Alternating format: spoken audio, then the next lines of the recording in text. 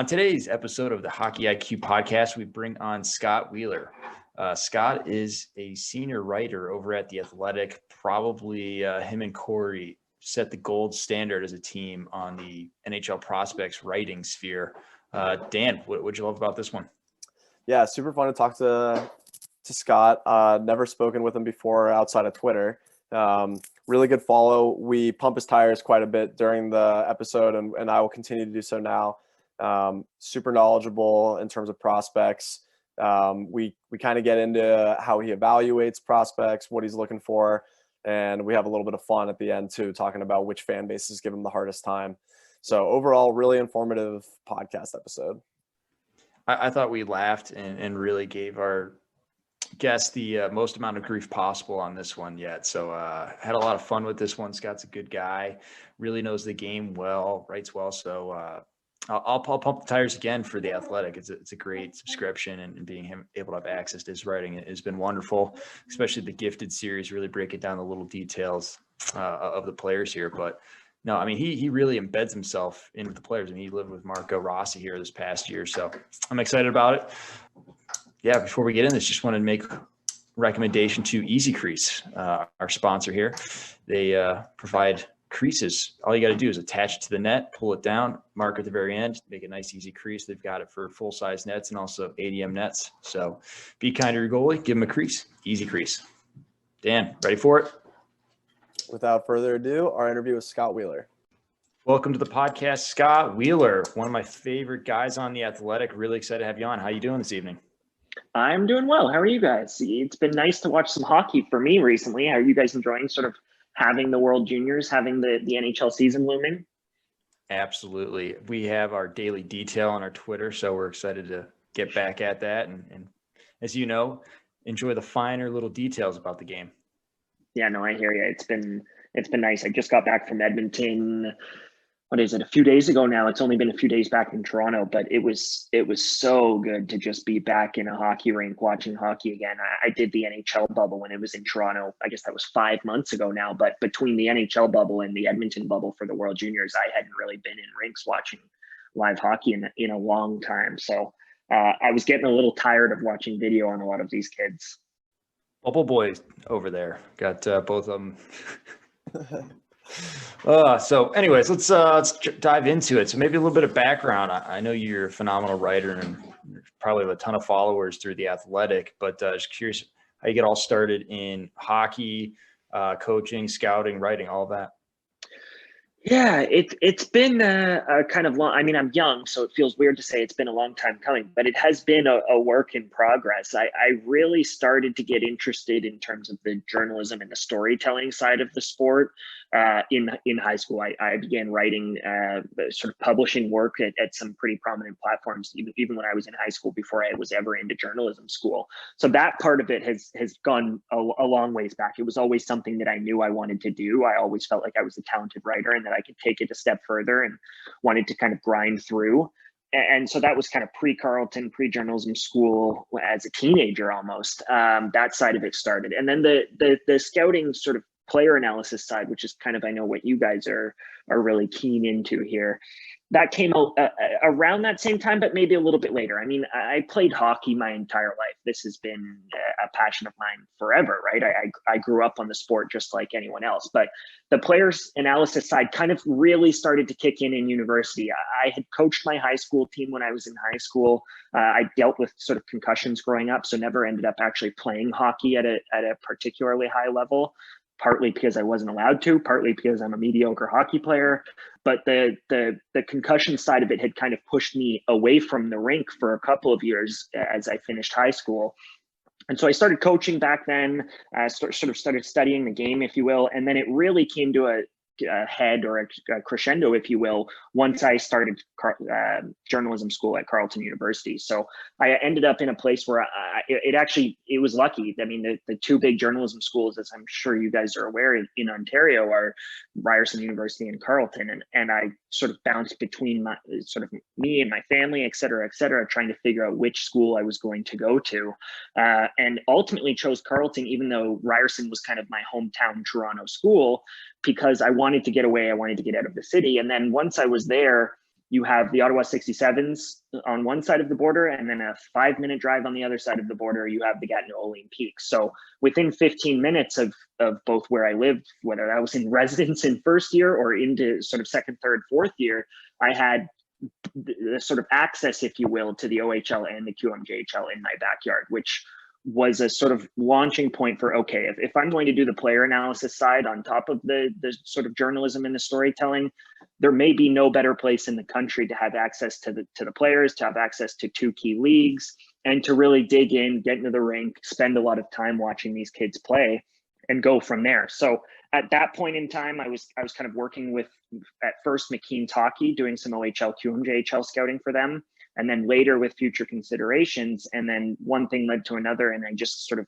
snowballed from there, and it really became my niche. And the sort of prospect realm became my beat as I progressed into sort of other actual career opportunities in terms of working at newspapers, then eventually joining The Athletic after I graduated, all of that. So it's been a bit of a process, but it really just was getting time in the rinks, educating myself wherever I could in terms of talking to scouts, talking to head coaches, picking their brains, attending coaches conferences, taking online classes, sort of that side of the game. And then I tried to merge the two eventually to where I'm at now, where I do a little bit of the storytelling and certainly a little bit of the analysis as well. Yeah, that's fascinating. Okay, 2 follow-up questions. First is, what was it like coaching your peers? I've always been fascinated by that dynamic. Like, you're in high school coaching high school, obviously just like a totally different relationship than your typical coaching player relationship.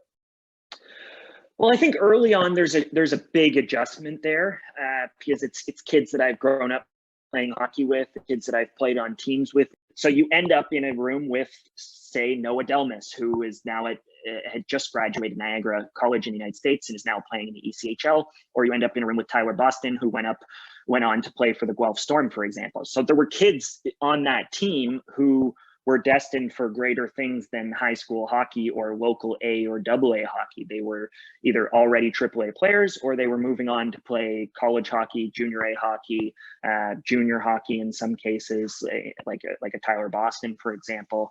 So there's definitely, there's a sort of credibility barrier that you have to leap over early on. And I wasn't the head coach of the team. One of our gym teachers sort of held that role at the time. And so early on, running practices, I'm kind of the guy taking the back seat. I'm setting up drills. I'm maybe giving the odd pointer. And then as you progress, I did it for 3 years. And by the 3rd year, it's a completely different dynamic, right? You've established yourself as a quote unquote authority figure, despite being, say, the same age as some of those kids. At that point, I was in grade 12 and I was older than a lot of the kids that were on the team. Someone like Noah Delmas is younger than me. Someone like Tyler Boston is 2 years younger than me. So there is a little bit of a sort of hierarchy that starts to develop there, but you have to show them that you understand the game, that you understand the system that you want to play, et cetera, et cetera. And it's still, at that point, it's not the greatest hockey in the world by any stretch, but it was a stepping stone to say, okay, here's the basics of, I mean, beyond having actually played the sport, here's the basics of coaching, of sort of optimizing your lines, of developing a power play unit, of developing a penalty kill unit. Those kinds of things start to get ingrained in you in a more pronounced way, for sure. Okay, second follow-up question is, you already mentioned hockey was a passion of yours and writing was too. You knew you were going to go to journalism school. Did you know right away that you were going to blend the two, or was that something that you kind of discovered like during university? I did not know right away that I was going to blend the two. My focus for a long time was strictly on the storytelling side of it. I wanted to be able to tell a story, to build a narrative, to introduce you to a character and bring you through that sort of typical story arc. And then the analysis kind of came second until it got to the point where I felt like I was on equal playing field with both, which happened a few years ago. So there was more of a learning curve, I think, on the analysis side of things, in terms of really getting comfortable with my chops, trusting myself, trusting my intuition, trusting the language that I use, building a set of language that I want to use. I think we can be really lazy with language in hockey and in player evaluation. I think it's kind of a major problem in terms of how we describe these players. I think we often use very ambiguous terms that mean very little to the average reader, or terms that the average reader can look at and sort of has two different readers can have two different ideas in their mind for what you're trying to tell them. So I think the journalism side almost helps in that way, because the language comes easy. The sort of analysis side in terms of actually breaking down what I want to break down comes easy. So then it's just getting comfortable with the actual game itself, which is something that I've always felt I was good at, that I've always felt like I had a good understanding of what makes a good hockey player and what makes a bad hockey player, and how a good hockey player can sort of translate his skills up levels.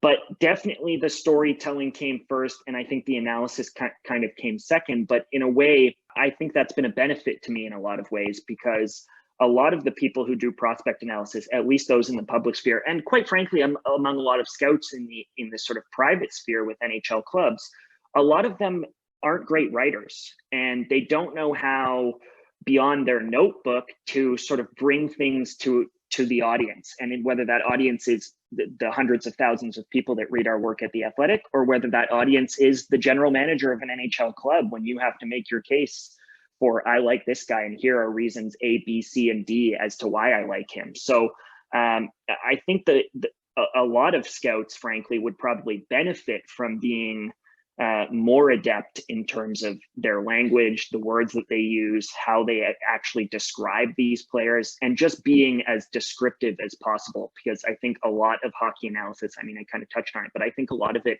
falls into some pretty lazy traps in terms of how we describe these players. What's your favorite way of going about analyzing? Because there's so many tools that you can go about analyzing with each individual player. Is there a way that you like to categorize it and go about your work, or is there just things that jump off the page to you and you're like, I have to talk about this? Oh, that's a good question. There are certainly specific things in the sport that I like to really dig in on more than others. There are specific skills that I fancy in players. There are specific topics in terms of especially the structural side of things. I enjoy the player evaluation side immensely, but I have done a lot of work at The Athletic on systems and tactics and deployment and structure as well. So I think there's two parts of the equation. There's the teams-based evaluations of these kids in terms of all of those things that I just mentioned: structure, style, deployment, et cetera. And then there's the sort of specific skills-based analysis of the player. With the skills, you have to be, or I try to be, as specific as possible, as descriptive as possible. Again, it all comes back to language for me. I think we talk about a good shot or a good playmaker, or terms like hockey IQ and awareness. I have always believed that those things are extremely confusing to the average reader unless you describe what makes a player's shot effective, how they hold their stick, their grip, their footwork, their positioning, their core strength, et cetera, et cetera. The same goes for skating and footwork in terms like hockey IQ. Hockey IQ to one person means something completely different than it means to someone else. So instead of using those terms at all, just describe what makes a player intelligent on the ice, how he reads the play, how he identifies who to coverage who to cover on defensive zone coverage, how he identifies which lanes to use. All of those things, I think, help a reader. They help them understand what makes that player good and what differentiates them a lot more than saying he can shoot the puck or et cetera, et cetera. So those are the things that I've become fascinated with over the years, is just the specific ticks, the specific little differences and subtle differences in a player that distinguish them from each other. And these players are so different than each other. We often talk about, if all things were equal, you take the center, or if all things were equal, you take the defender over, say, a winger. And I just don't think those kinds of conversations are helpful for people, because again, they turn you into a lazy evaluator and a lazy reader. So I think you have to talk about the differences. You have to talk about the variety of different outcomes in the players. It's not black and white. Not all of these kids are going to become star players. Not all of them are going to become depth players. There are different roles across the team and across different teams that might fit their skill set. So for me, in terms of sort of what I really like to dig in on, it's just the differences. I think we too often try to box these kids in as power forward or playmaker or elusive winger or two-way center. And I think those are the ways that we kind of trap ourselves in the game. And players are so much more interesting than that. And I think when you can present them as more interesting than that, then people really begin to fall in love with the sport and fall in love with what makes hockey so fun to watch and so entertaining. That was a phenomenal answer, and I'm thinking you're trying to answer all of our questions in one go here. That was wonderful. So following up on that, we're talking about all the little differences between players. You've got the Gifted series, which really dives into very, very specific elements of that. Have there been any that have been favorites of yours that really stick out? Like, I'm really proud of this little element and picking up on this, or just this is really fun and entertaining to watch? Well, the Gifted series is interesting because I honestly thought it was going to flop. I thought it was sort of too nerdy, or sort of taking it a little bit too far in terms of just what an actual reader wants. That's why we loved it. Exactly. I think the Gifted is something that it's very niche. I do it as much for myself as I do for our readers. But then when I found that particularly people who subscribe to The Athletic are so interested in it, I think then it was like, okay, let's just, I enjoy this. If other people are going to enjoy it, I'm going to keep doing it, even if it's not my most successful content, for example. And then it's become a real sort of hallmark of what I do every year, where in the off season, when I've got some time on my hands, I'll pick 10 players out of a list of players that I've written down over the course of the year that are interesting to me. And I'll really try to dive in on what are the one or two things that make those players interesting. And in terms of interesting players over the years, or interesting qualities that I've dissected over the years, I think there are a few that come to mind. I've written about people who do virtually every different kind of skill and have made that their thing and have distinguished themselves in that way. So there's Juuso Välimäki's shot. There's the different way that 4 or 5 different kinds of players can skate, whether that's players who excel just by being faster than everybody else, or players who excel on their inside edges, opening up and going heel to heel in that sort of classic tomahawk, et cetera, et cetera. So I've actually found, I think, over the years that the players that I enjoy describing the most and picking apart the most are maybe the players who don't have any one of those qualities, or who don't do anything that distinguishes themselves, because then it forces you to look less at skill set and more at how the game is played and how they play the game better than other people. So the skills, the individual skill sets that I've dissected over the years through the Gifted are a lot of fun, but I think it's players like, say, a Gabe Vilardi, who has always just absolutely fascinated me for his ability to just be more efficient than everyone else. You look at Gabe Vilardi, he's 6'3", he's 200 pounds. He was a top 10 pick, obviously injuries aside, and the way that his back sort of derailed him for a couple of years. He was a brilliant player growing up, and is going to be a brilliant player, I think, in the NHL with the LA Kings as early as this year.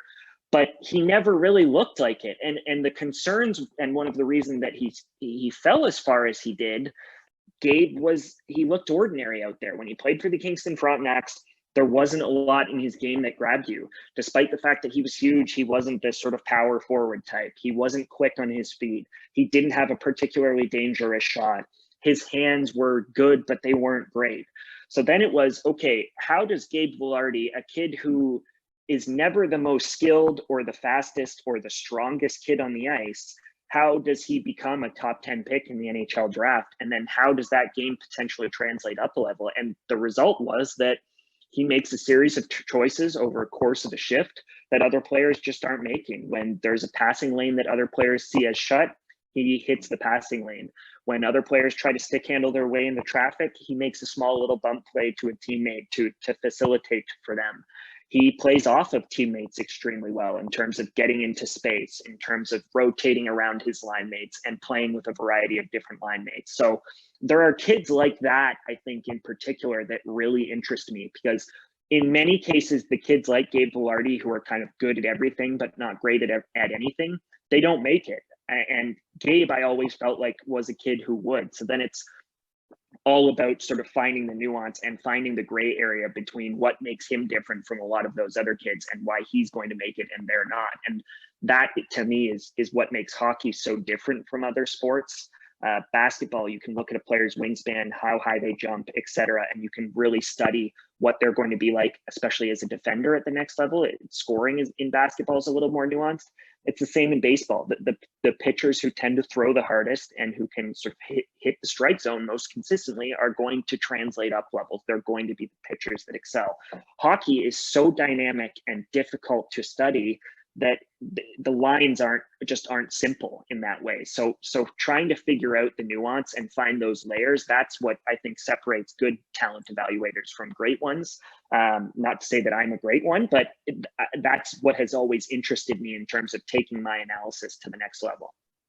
Yeah, that's a great answer. And, you know, I'm thinking about that same series, just to keep it on the same topic. Someone like Vitaly Abramov, who, you know, like I remember reading that piece in I bought into it. I was always an Abramov guy too. And like, for whatever reason, he hasn't panned out. So I think that there's more to it than just being able to assess like a player's immediate today, what their skill set is, and then also being able to project that out. So someone like Velarde, you know, like you mentioned, this is a player who doesn't do anything exceptionally well, but is going to obviously carve out a nice NHL career for himself because he's excellent at a lot of things, maybe not elite at anything.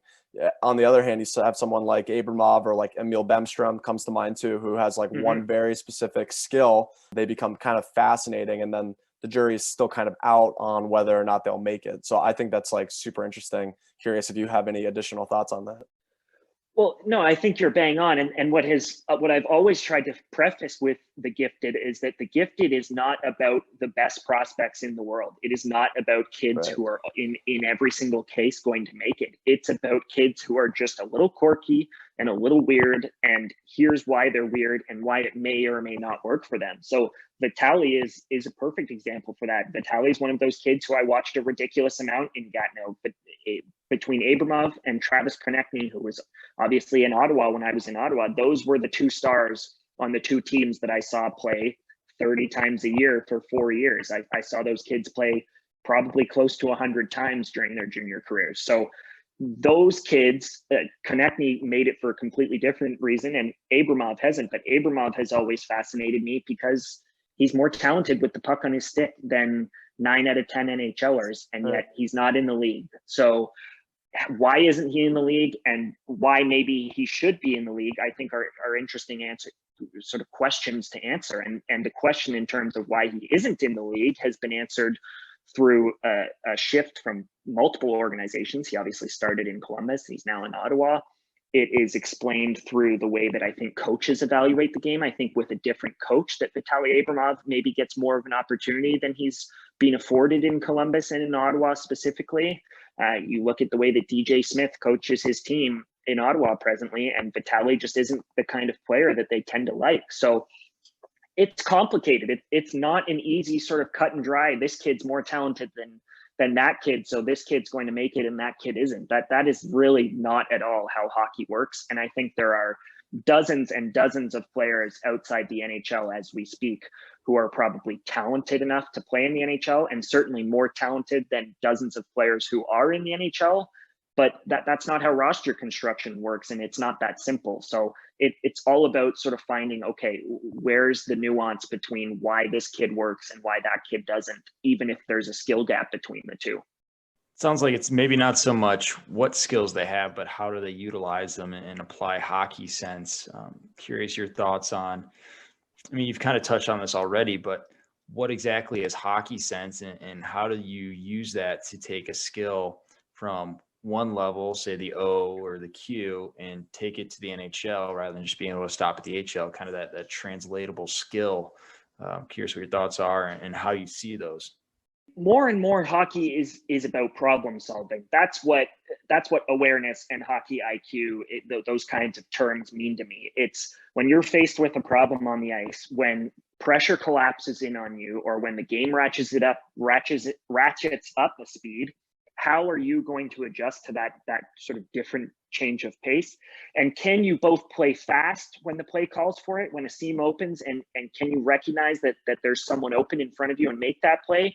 Or if the play is moving a little bit too fast, can you slow things down? And I think too much emphasis is often paid to those individual skills, especially skills of skating and shooting. We hear often There's a premium on speed in today's NHL because people think that the game is getting faster and faster, and that there's a premium on scoring goals. We hear the cliche of the hardest thing to do is to put the puck in the net. You have to be able to shoot the puck, and those are the kids who are going to be the difference makers. And I think oftentimes those two skills are given too much emphasis. We see it with Kasperi Kapanen. We see it with Dylan Larkin early on in his career when he couldn't figure out how to use his speed to his advantage. We saw it in Zach Senyshyn going way too high to the Boston Bruins. We see it in the McLeod brothers who still can't figure out, okay, I may be the fastest player on the ice, but am I putting myself in tough spots by just trying to keep my feet moving all the time and play with pace and play in a track meet? And I think one of the big misconceptions is that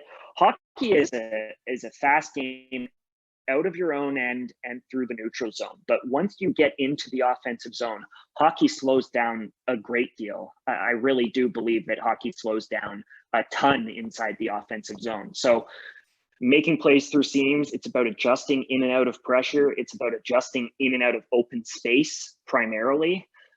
And there are players who just don't do that well. And that's not just true of some of the skaters that I mentioned who are brilliant skaters in that sort of track meet that everybody wants to play nowadays, but it's also true in a lot of cases of shooters. It was a big problem a long time for Kiefer Bellows, who was a brilliant shooter, and for Owen Tippett, who is a brilliant shooter.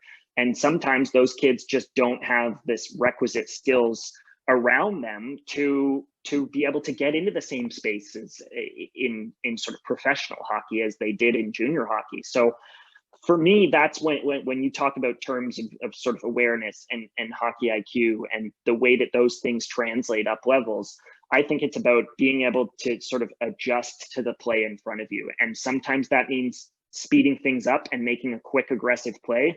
But in many cases, it often means being able to play under pressure, being able to play with someone on your hip, being able to make plays through feet and through skates, and having sort of the touch and the finesse needed to make those sort of small area, crafty little plays. And there are just players who they're not equipped to do that. They're equipped to be strong athletes, and they're equipped to play fast, and they're equipped to shoot the puck hard.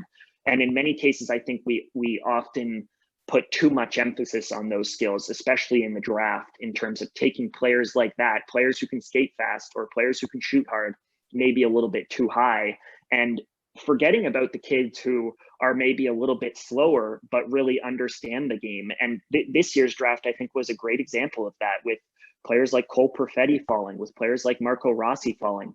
I have absolutely no concerns with Marco Rossi or Cole Perfetti playing up a level, even if their skating is average, because they do all of those other things better than a lot of the other forwards that were ranked at the top of the draft in terms of just reading and reacting and playing under pressure and anticipating and using space within the offensive zone to their advantage, and not getting into tough spots with the puck on their stick. And that is a very hard skill, I think, to identify. It's a lot easier to identify when a kid can rip it or when a kid can move his feet faster than the kid next to him.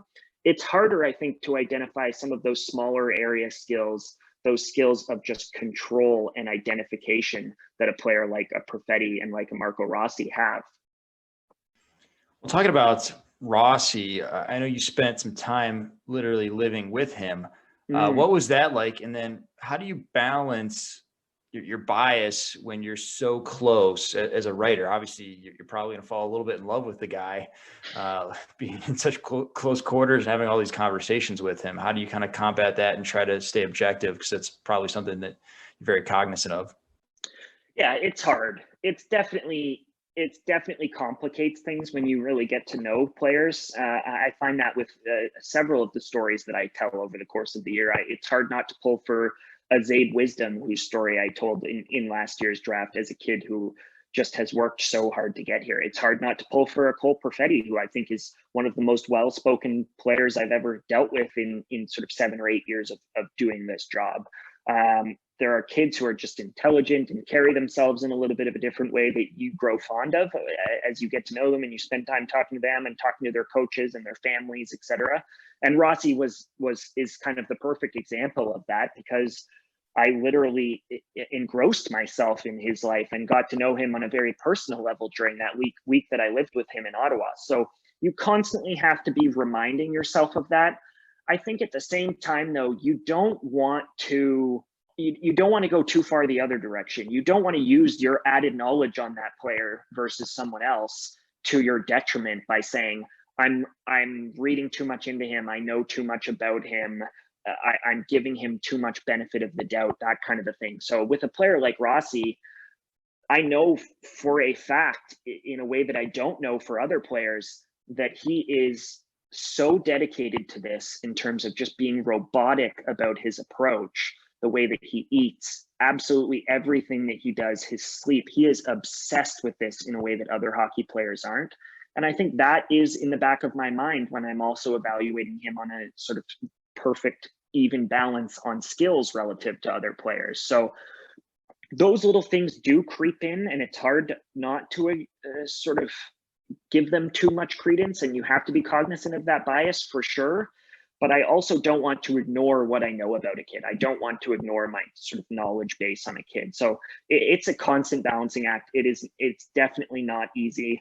I was texting with Marco's dad this morning, just getting an off the record update on his injury that he's dealing with in Minnesota, which is going to keep him out for a little while. So little relationships like that, I feel like on one hand, I have to cultivate. It's within my best interest to cultivate those relationships.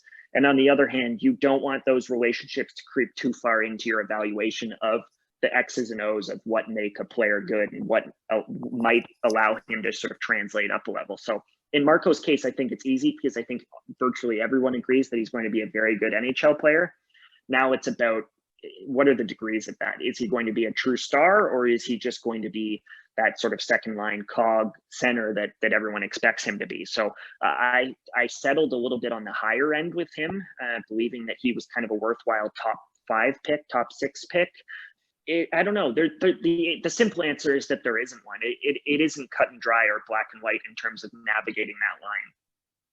So I'm curious, just to kind of take a step back here. You and Corey Pronman have obviously carved out quite a niche. It's not even a niche anymore, really, at The Athletic in terms of prospect writing. But I don't feel like it's always been in the forefront of the NHL like population in terms of like typical Athletic subscribers. And now it's like, obviously, like you can't get enough of it. No one can. You're midway through, or I guess just starting to release your organizational rankings this year for prospect pools.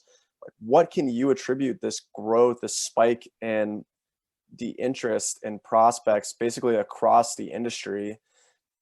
You've got good writers like Scott. That's what happened here. But it's not just the writing. Like I think that like people crave it, and it's I'm just like, why am I like this? I think part of it comes down to just the bandwidth that the average fan, even the diehard fan in a sport, has for the amount of time that they can invest in the sport, right? So we all spend so much time in our team, whether for me, I grew up on the Toronto Maple Leafs, regardless of where you're from, everybody's got their team. And you get to know through watching NHL games, you get to know your team and then the league around your team extremely well. Everybody knows what makes Sidney Crosby great. Everybody knows what makes Austin Matthews and Connor McDavid and Alex Ovechkin great because they've spent time dedicated to watching NHL games over and over again. It's harder to do that as an average fan with the time that you have in your day for prospects as well. So I think it's always, in terms of the fascination that we have, it has always been about the knowledge gap between the average fan and the quote unquote authority on that beat. So there's less of a knowledge gap between whoever's covering the Toronto Maple Leafs and the big diehard Toronto Maple Leafs fans. They are close in terms of their actual knowledge on these things. But if you can put someone like me or someone like Corey and dedicate us to traveling the hockey world to watch these kids play, give us a travel budget, and then give us the time needed to dissect these players, the average fan just doesn't have that same equivalent amount of time. They're not watching these kids play at that same level beyond, say, the World Juniors or U18 Worlds or the Memorial Cup. So I think that's where it all comes down to. It comes down to the fact that people crave quote unquote inside information. There's a great insider culture in hockey as well, with people like Bob McKenzie and Darren Dreger and Elliot Friedman. And I think the insider culture in hockey started because people wanted to know once they could watch a game on TV, they wanted to know, okay, what does the general manager think, and et cetera, et cetera. So it started with that at the NHL level. What was the next frontier of information that I don't have and that I can't get as a fan? And how do you give that to me? And that's how people like Bob McKenzie became who they were. And then on the flip side, I think it's now beginning to happen on prospects, not just in hockey, but in several sports where I don't have the time to watch, but I do have the time to go and spend half an hour reading an in-depth article on my team's prospects, and then I can sort of begin to close that gap again. So I just think it's honestly comes down to time for the average fan, and the fact that they are much more well versed with their NHL team than they can afford to be with these kids, which means that you need people to go out and find that extra bit of information for them. And how do you balance giving them almost too much? Because I sometimes even just myself get overwhelmed. There's not too much. Too many videos in an article, and I want more writing, and finding that balance where it's easily readable, easily digestible. So that's what I think about when we do our newsletters. How can I make this so easily digestible that the reader almost feels like, oh, that's it, it's over now. Like, I want more of this. But if you give too much, then it just becomes monotonous and you get lost in, okay, there's so much video, like where do I start and what am I breaking down? And it becomes just too much of an overload. At a lot of places where you're catering to the average fan, you have to be very careful about that, because you almost don't want it to get too intellectual. Journalism school, they always talk about how you're writing for kind of an 8th grade audience. You're writing to just give people the sort of guts of the information. But I think what has happened, at least from my experience at The Athletic, is that we are reaching a different kind of fan. If you're prepared to pay $60 or $70 a year to read about your favorite team, then suddenly you want to read something that's maybe a little bit different, maybe a little bit elevated. And that gives us the freedom, in terms of my work, to maybe give you an overload if it calls for it, to dissect the hell out of Mikko Lehtinen before he plays his first game with the Leafs. I did 2 pieces on Mikko Lehtinen in the last year, one at the end of last year's KHL season, and then one breaking down his first 20 games of this KHL season. There was probably, between those 2 pieces, 75 to 100 clips of video and dozens of games watched, and people loved it. Like, people ate it up. Even the second time, when I was going over some of the same details that I'd went over the first time, the feedback was the same. It's just a constant need at The Athletic, I think, from our readers for more information. So we're always trying to pack more into our stories. And certainly sometimes that can get too dense. You're not going to keep a reader for 5,000 words. You're probably lucky to keep a reader for 3,000 words of information. So length is a real factor, I think, in terms of keeping the reader engaged. And then there always has to be a feeling, as you're reading through a story or reading through analysis, that whatever is coming next is new, and that it's not something that's kind of blasé, that has been injected into the copy of the story just to fill space. So it is a fine line for sure, and you can overload some readers. I often get comments on my story saying, I didn't need all of this. But I think at The Athletic, we've been lucky because our readers do want all of it. I think that's different in a lot of ways than other platforms, but it's certainly, there's no science to sort of breaking down this information. And it's the same for broadcasts. We're still trying to strike the balance on NHL broadcast between the talking heads and those sort of argumentative panels that the average fan loves, and the diehard fans' constant need for more, the constant need for better analysis and better analytics and sort of better statisticians and more well-spoken panelists.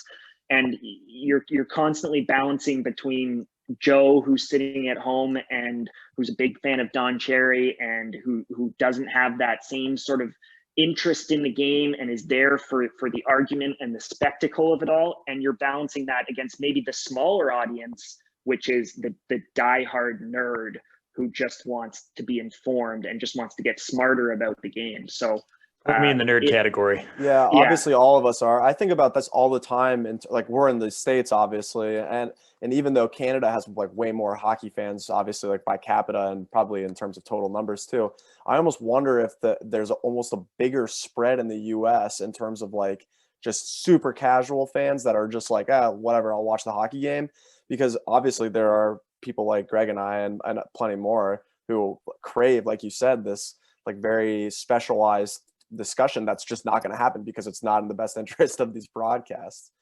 That's so and that's why we have this podcast. You got to tune in. And if you spend 10 minutes in an intermission breaking down how the Czech Republic sort of trapped everybody by playing to stack 5 players across their defensive zone blue line at the World Juniors this year, you're going to, how quickly are you going to lose your World Juniors audience talking about that? So it's a fine balance between the sort of spectacle of it and just satisfying that urge, and then trying to do something different with it and trying to elevate it. And a lot of diehard hockey fans feel like our broadcasts and like our writing and like our radio shows are the same now as they were 20 years ago, and maybe that's a problem. But there's a reason, certainly, that a lot of those things have remained the way that they are. And I think a lot of that comes down to the fact that not everyone is a hockey nerd in the way that the three of us are.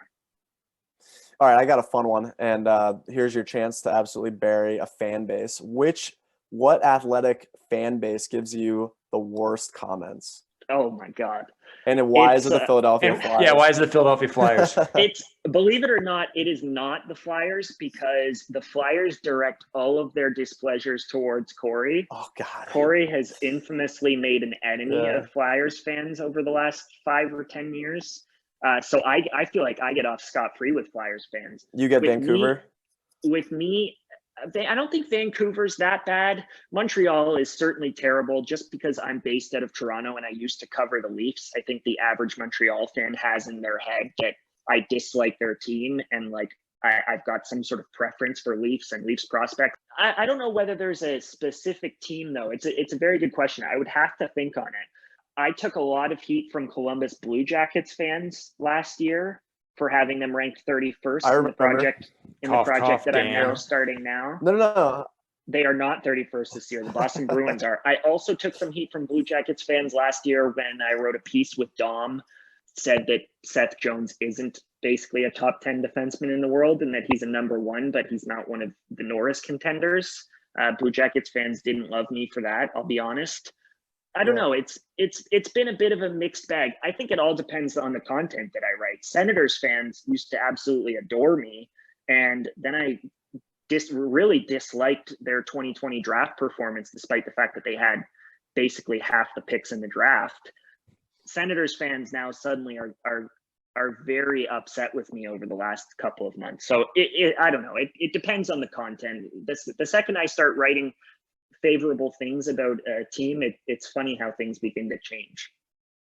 Well, since we're in Ohio, looks like we'll have to be your protective services if you ever come to a Blue Jackets game. Yeah, I love Kirill Marchenko, so there you go.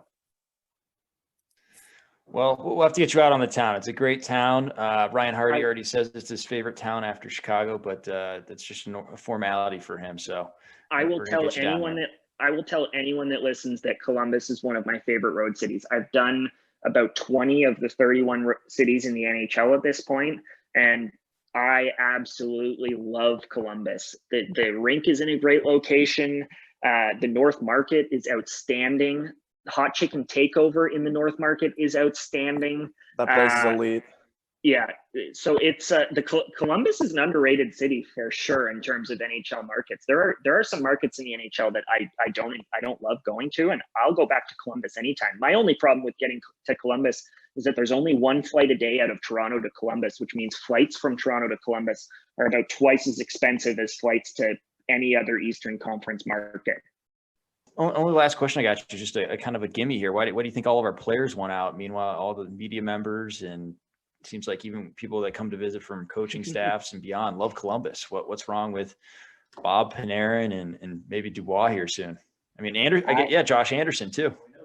I don't know. I don't know. Maybe it's something about the culture within the organization. It's not like they are a sort of team that spends to the floor either. Like they're not Ottawa or Florida or Carolina of old. Carolina certainly spending a lot more money these days. But I honestly don't know what the answer is, because I think Columbus is a fabulous city, and there are at least 7 or 8 cities that I've been to, particularly US markets. Most of the Canadian markets outside of maybe Winnipeg are pretty great, but there's multiple markets that I've been to, at least, that I would rather not go to if Columbus was the other option.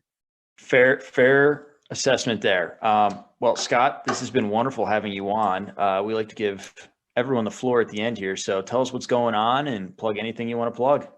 The only thing that's going on with me right now is my prospect pool ranking. So number 31 dropped today, which is the Boston Bruins. Unfortunate pleasure this year. There always has to be a team that finishes last.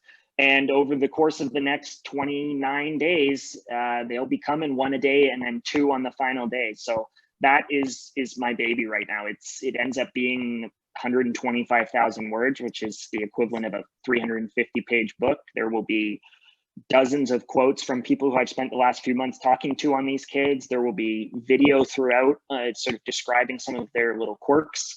And the end goal will be to give you a sort of as complete a picture as I can with the time that I have over the course of the year, as complete a picture as I can of where these kids are at and where these prospect pools for all 31 teams. Next year, I'll have to do 32 of them for all 31 teams are at. So it's a monster, but it's really probably my favorite project of the year. And when it's all over, I'm really happy with it. So I'm looking forward to being done a month from now, because it's going to be a grind. But that is what you can sort of look out for from me for the next 4 weeks.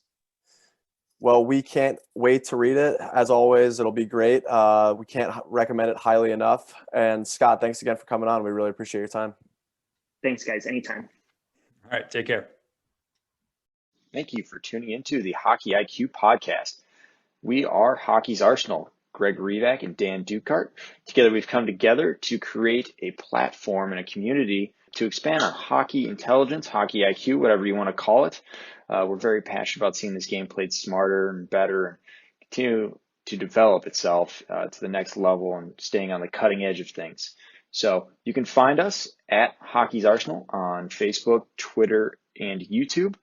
We're also at hockeysarsenal.com. From there, you can find some resources and some options to work with us.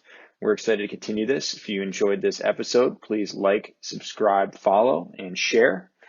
You can also join up for our newsletter as well, where we're going to tackle anything Hockey IQ related. So we're excited to have everyone here and continue to build.